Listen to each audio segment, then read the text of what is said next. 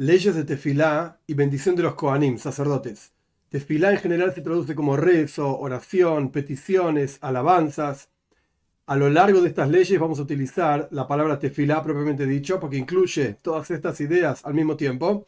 Y en sí, la palabra tefilá, su raíz, hay diferentes ideas. Una es que viene de la palabra plila. Plila significa juicio, que le pedimos a Dios que haga un juicio con nuestras necesidades y que nos juzgue con misericordia. Esta es una idea de la palabra tefilá. Otra idea de la palabra tefilá es, como dicen nuestros sabios, a toifel keilim, una persona que une partes de un recipiente de cerámica que está roto, que es el concepto de la unión del hombre, la persona, con Dios, tefilá. Sea como fuere, es una palabra tan amplia que vamos a utilizar específicamente esta palabra, a pesar de que es en hebreo, a lo largo de las leyes para que quede claro de qué estamos hablando. Hay aquí, explica el Rambam, dos preceptos positivos. Uno, servir a Dios todos los días con tefilá, justamente. Dos, bendecir los Kohanim, los sacerdotes, al pueblo de Israel todos los días. Y la explicación de estos dos preceptos en los siguientes capítulos. Capítulo 1, Ley 1. Es un precepto positivo, lehispalel, que viene de la palabra tefilá, conjugada, o sea, rezar, vamos a traducir de esa manera, todos los días. Por cuanto está escrito, y servirá a Dios, su Señor. Y nuestros sabios aprendieron que este servicio avoida, en el lenguaje del Rambam, se refiere a tefila, justamente al rezo, por cuanto está escrito, y servirlo con todo el corazón. ¿Qué es, dijeron nuestros sabios, qué es un servicio que es con el corazón? Esto se refiere a tefilá. Este es el final de la ley 1. Cabe aclarar que hay diferentes opiniones al respecto de si la tefilá es un precepto bíblico o no. El Rambam dice claramente que es un precepto bíblico, por un lado, y por el otro lado, dice claramente que es un precepto bíblico a ser cumplido todos los días. Es interesante que los comentaristas discuten de dónde saca esto el Rambam.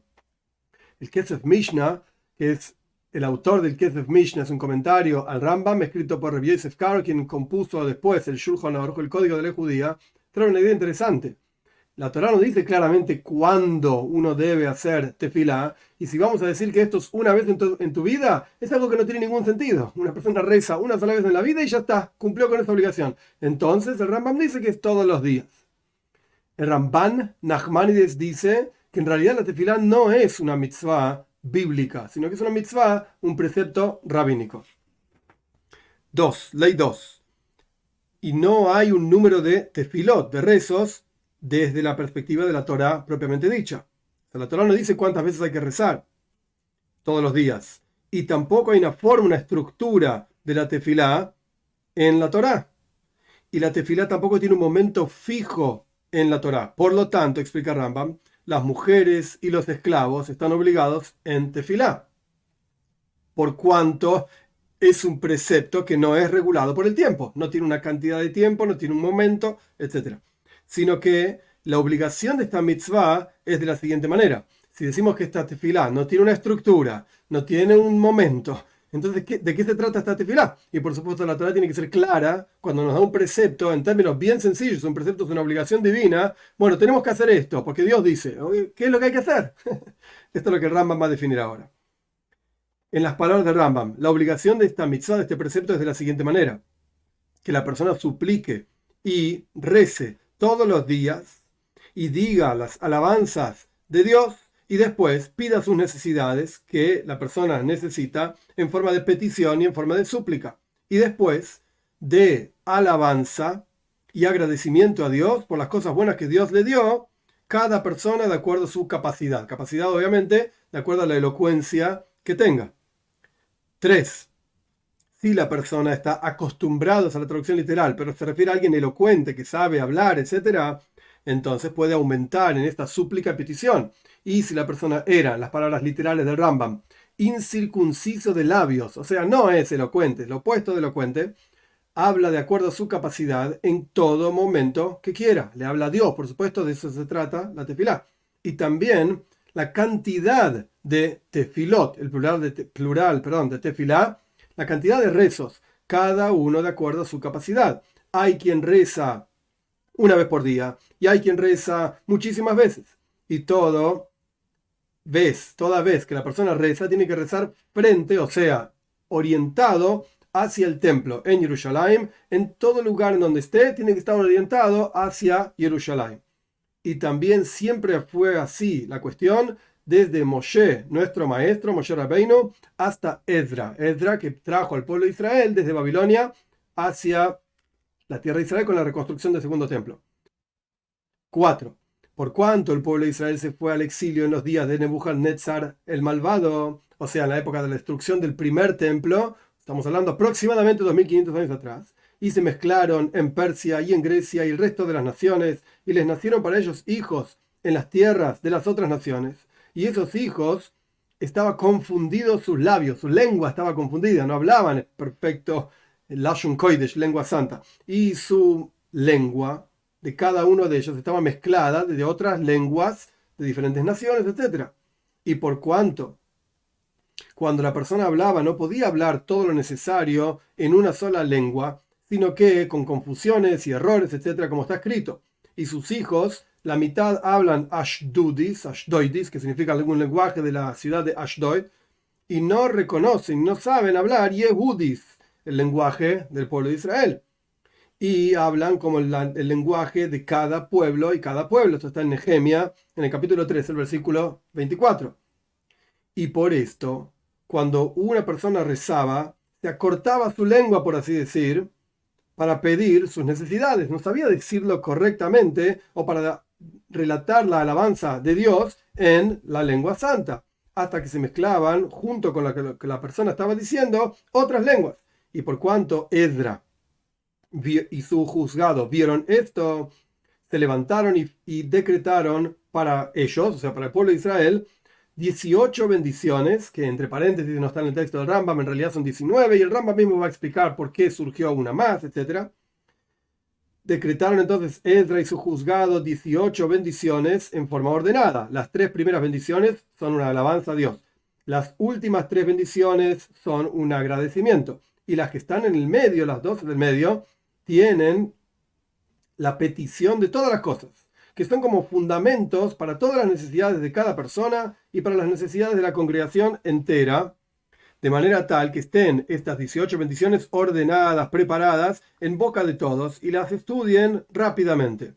Y la tefilá, el rezo de aquellos que son como tartamudos, que tienen toda la lengua mezclada de diferentes lenguajes, sea una tefilá completa, plena, como la tefilá de aquellos que tienen una lengua clara y son dueños, por así decir, de su lengua y saben hablar en Lashon Kodesh, la lengua santa, etc. Y por este asunto decretaron los mencionados anteriormente, Ezra y su juzgado, todas las bendiciones y todas las tefilot, todos los rezos ordenados en la boca de todo el pueblo de Israel, de manera tal que cada bendición esté preparada, ordenada en boca de aquel que es tartamudo. 5. Y también decretaron que el número de rezos, tefilot, sea como el número de korbanos, ofrendas, como el Rambam va a explicar. 2 rezos todos los días por las 2 ofrendas que se llaman tmidim, de todos los días, uno en la mañana, uno en la tarde, como el Rambam mismo va a decir. Y todo día que tiene una ofrenda adicional, por ejemplo, Shabbos, el Shabbat o Yom Tov, una festividad, nuestros sabios decretaron una tefila tercera por aquella ofrenda adicional de Musaf, que significa adicional. Y hay un rezo que es por la ofrenda de la mañana, Tamid Shel Boiker, la ofrenda de la mañana, y este rezo se llama el rezo de la mañana, Tfilas Shahar, Shaharit, el rezo de la mañana. Y la tfilá, el rezo, que es por la ofrenda de la tarde, es la que se llama la tfilá de Minja. La palabra Minja surge de Menuja, el descanso del sol. Cuando el sol ya está bajando, ahí se reza el rezo de la tarde. Y era el momento que se hacía una ofrenda a la tarde, una ofrenda a la mañana siempre y una ofrenda a la tarde en el templo.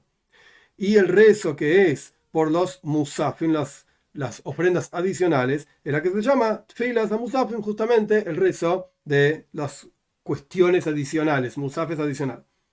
6.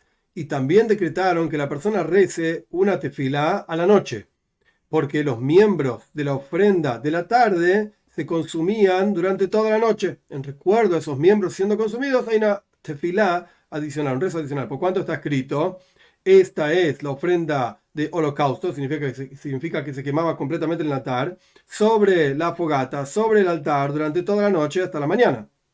Como está escrito también, a la noche y a la mañana y a la tarde hablaré y gemiré y se escuchará mi voz, en el Salmo 55, el versículo 18. Entonces ahí vemos que hay 3 rezos.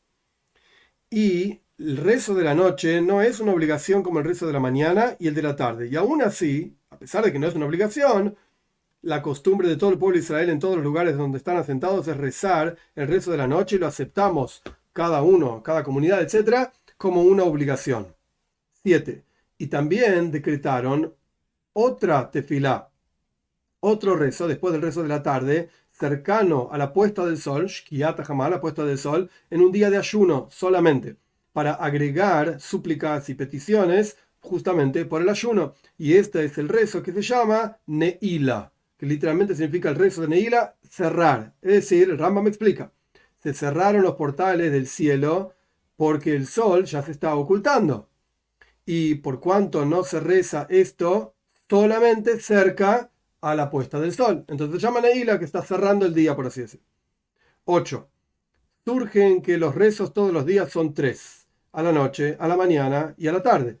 Y los días de Shabbat, el séptimo día de la semana, y en las fiestas, y en los comienzos de cada mes, Rosh Hodesh, hay 4 rezos.